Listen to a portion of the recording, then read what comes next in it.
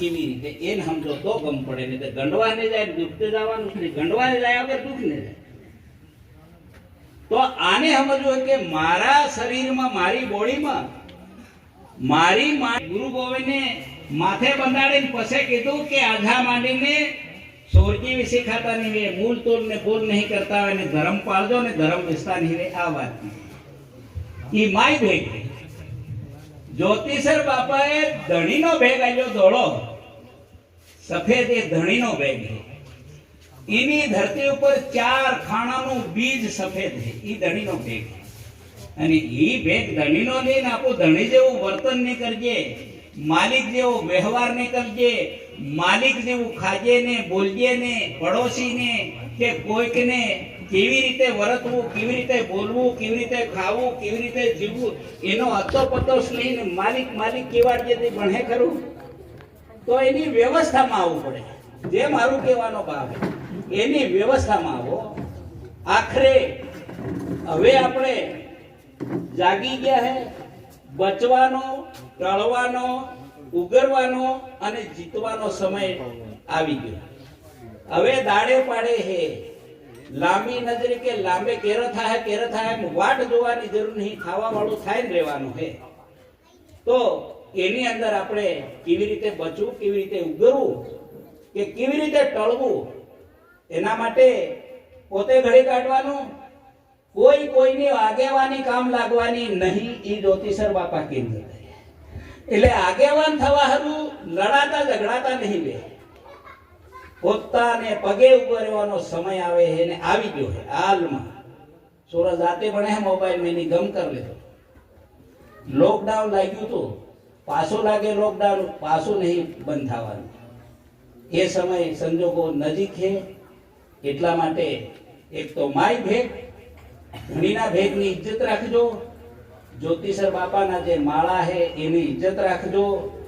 એને નહીં શીખવું કોઈ તો ચાલે, પણ વધારે ને તો એક હર વાતમાં અજાણ થઈ જાય.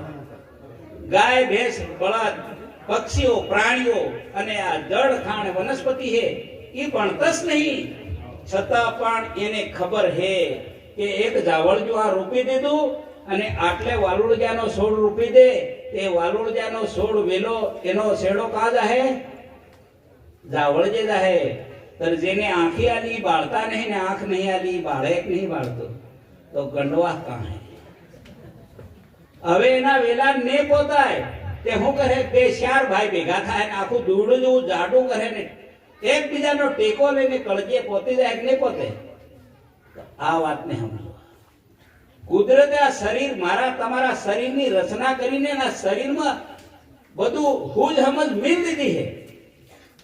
તે નહીં ખાવા જેવું ખાઈ જાય તે ઉલટી કરી કાઢ નાખે. એ માણસ નહીં કાઢતો, મય અંગ હે, એની રચના કરેલી હે કુદરતે. એ રચના એને મય નહીં જવા દીધી, એને કાઢ ડળે કા નુકસાન કરવા વાળું એને સમજો. બીજું મય જાતું રહ્યું પણ બહાર તો નહીં આવે એવું. જઠરમાં હું આતરડામ જાતું રહ્યું તો એને જાડા કરીને કાઢ નાખે. મય રેવા દેતો આ તાકાત મનક મારી તમારી કન હે. મય કુદરતે એવી રચના કરી.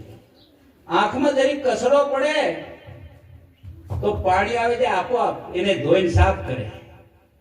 મોઢામાં કોઈ પણ વસ્તુ મિલો તો એને કાઢવા કાતે પચાવવા બે રીતે મય લાળ આપોઆપ ધરે. આ હે અમૃતની. મહારાજ કહી ગયા આ બધું થઈ ગયું, બંધ કરવું ના. એમ એટલે મન ડર લાગે.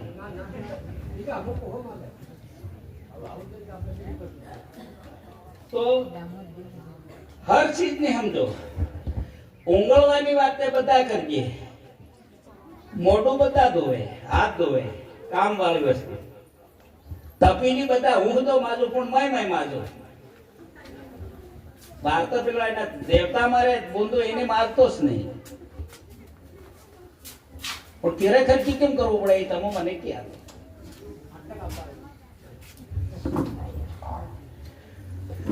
એટલે આ તી મુદ્દી મારે કહેવાનું એટલું છે. તો આગળ મૂકો. આપણી વ્યવસ્થામાં, આપણા સમાજમાં હું ઉઠું થી આ નર્મદ મહારાજ શું કરે, પેલા મહારાજ શું કરે, પેલા મહારાજ શું કરે, હું બધાની ભૂલે જ ખોળવાયો. આખી જિંદગી ભર મેં એ કર્યું અને બધાની ભૂલે ભેગી કરી કરીને કોથળા પડે ને હું તતડતો ફરું એના જગતમાં, બધાનો ભાર લઈને. મને તરા હે, તળા હે, બચા હે, ઉગરા હે, જીવા હે. તો જે નહીં કામનું એ હાંગી રહ્યું હે એને છોડ દો. તમે બીજાની ટોટલી પંચાયત છોડ દો. પોતે પોતાની રીતે હું કાં હું ને મારે શું કરવું એટલું વિચારજો. છોરો ભણે, માર છોરો ભણે અને ભણીને કલેક્ટર બની જાય, પણ હું ઇન્ટરવ્યુ આલવા જો મન લે હે જો તે મારો પેદા કરલો, મારો ભણાવલો, મારો મોટો કરલો, એનું આખું શરીર બી મારા પીછી બનેલું હે ને મન લે લો એમ પોતે ભણે. આ યોગ્યતા જુગે, લાયકાત જુગે. અહીંયા જે કઈ વાત કરી હે મેં એ લાયકાત આપણે ખુદને મેળવવાની હે. તા જ્યોતિષર બાપો તા ટેકો કરવા નહીં આવવાના, ના કીધું એને.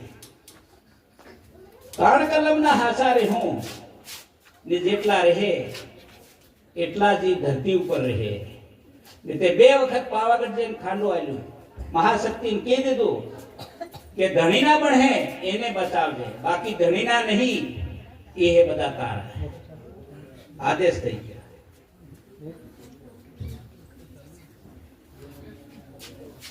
તો પૂર્ણ વિરામ કરો એમ આદેશ થયો હે તો મારી વાત પૂરી નહીં કરશો. બંધ કરું. સબ સંતને, ગત ગંગાને, સભા મંડળને, દેવી દેવતા